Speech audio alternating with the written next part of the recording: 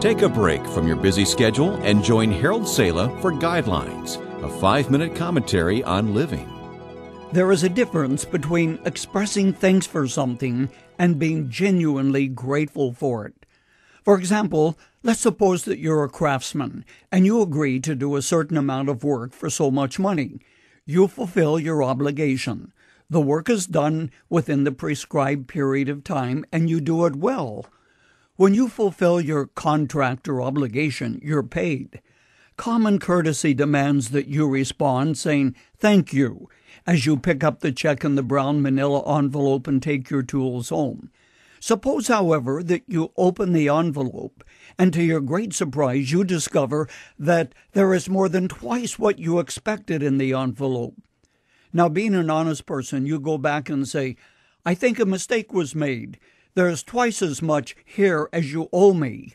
And you are told, "Yes, I know that. But we appreciate what you have done, and we wanted you to have a bonus." Now, the emotion that you feel is gratitude, one that goes far beyond a social perfunctory saying thanks or thank you. In many countries of the world, when you do something for someone or you give them something, don't expect thanks. That's not part of the culture. Why? Because they are ungrateful for what you do?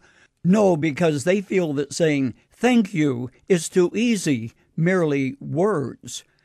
Gratitude, they believe, has to be expressed in more tangible ways, doing something in return.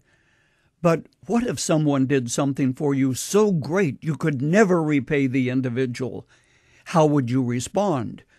Obviously, for the rest of your life, you would be indebted to that person, right? Sincere, genuine gratitude is not merely a matter of empty words, but heartfelt expressions of appreciation.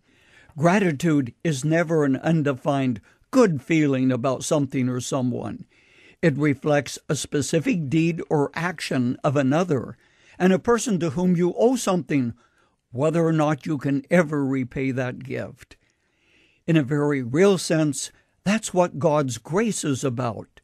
Grace, God's great favor and kindness, is what brought God's Son to earth and provided for our salvation. Grace and God's faithfulness in extending His mercy to us is what sustains us and keeps us. May I challenge you to take a sheet of paper, draw a line down the center. On one side, write, "What I have that I'm thankful for." On the other side, write, "What I do not have that I'm equally thankful for." On the one side, you may write things as family, a wife and children, your home, spiritual blessings, perhaps material possessions. Would you also write down some of the difficulties and challenges of life, reflecting on how God brought you through them and taught you? But what of the other side? What do you write there? Would you put riches and fame, understanding that in the simplicity of your life there is peace? Would you also acknowledge that it is in what you lack that you have discovered the sufficiency of God? He has brought friends and experiences into your life you would never have known had you not faced difficulty and trouble. Had God's children not been hungry in the wilderness, they would never have known manna. Had Daniel not been in the lion's den, he would not have experienced God's sustaining power. Had Peter never been in prison, he would never have known deliverance by an angel. Sincere gratitude embraces what you're thankful for and to whom you are grateful. In everything, give thanks.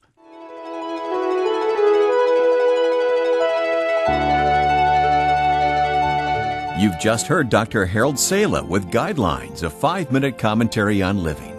If you would like to listen to the program again, download a copy, subscribe to our e-commentary, or view other resources, visit guidelines.org. We would like to hear from you, too.